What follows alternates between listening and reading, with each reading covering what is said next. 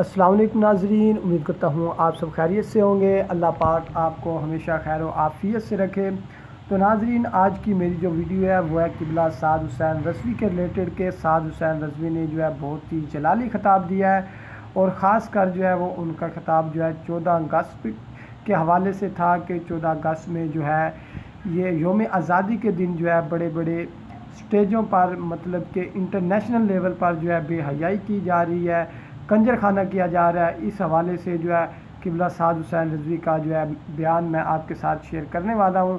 اس سے پہلے آپ سب نے چھوٹا سا کام کر لینا ہے، اگر آپ نے ابھی تک میرے چینل کو سبسکرائب نہیں کیا تو سبسکرائب کر لیں، اور ساتھ میں بیل کے آئیکن کو بھی پریس کر لیں تاکہ میری ہر آنے والی نیو نوٹیفیکیشن جلد سے جلد آپ لوگوں کو ملتی رہے۔ تو جی ہاں دوستو، یہاں پر میں آپ کو ایک جو ہے قبلہ سعد حسین رضوی کی طرف سے جاری کی گئی پوسٹ دکھا دیتا ہوں، اور اس کے بعد پھر ہم آگے بڑھتے ہیں۔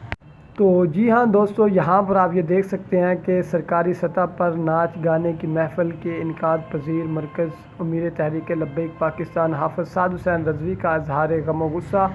یوم آزادی پر فحش ناچ گانے کی محفل شہداء کی توہین ہے۔ سرکاری سطح پر یوم آزادی کی تقریب میں ڈانس کا اہتمام 20 لاکھ شہداء کی قربانیوں کو ثبوت تازہ کرتا ہے۔ ٹھیک ہے، آگے آپ نے فرمایا کہ یوم پاکستان کی تقریب میں فحش ڈانس باقاعدہ پلاننگ کے ساتھ ہوا۔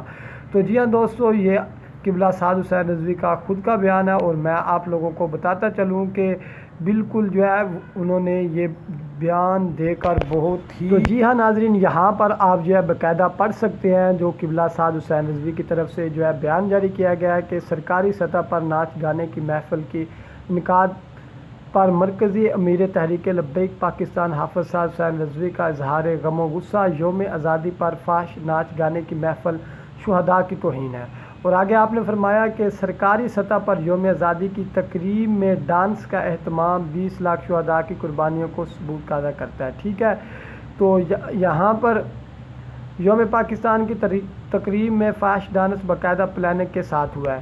تو جی ہاں دوستو، یہ میں نے آپ کو قبلہ سعد حسین رضوی کا جو ہے خطاب جو ہے میں نے باقاعدہ ایک پیج پر آپ کو پڑھ کر سنا دیا ہے، مزید آپ یہاں پر دیکھ سکتے ہیں۔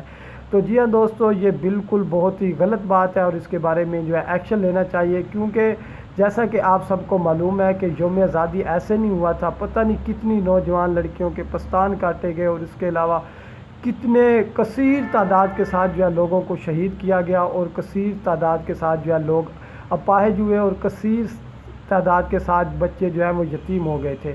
تو پاکستان آزاد اس لیے نہیں ہوا تھا کہ انٹرنیشنل لیول پر جو ہے بے حیائی کی جائے، بے غیرتیاں کی جائے۔ تو یہ ہے ہمارے حکمرانوں کے حالات۔ بہرحال جو ہے ان لوگوں کو سوچنا چاہیے کہ کیا پاکستان اس کے لیے آزاد ہوا تھا۔ تو ٹھیک ہے، یہ تھی قبلہ سعد حسین رضوی کی نیو اپڈیٹ جو میں نے آپ لوگوں کے ساتھ شیئر کر دی ہے۔ ملتے ہیں کسی اور ویڈیو میں، تب تک کے لیے اللہ حافظ، اپنا بہت بہت خیال رکھیے گا۔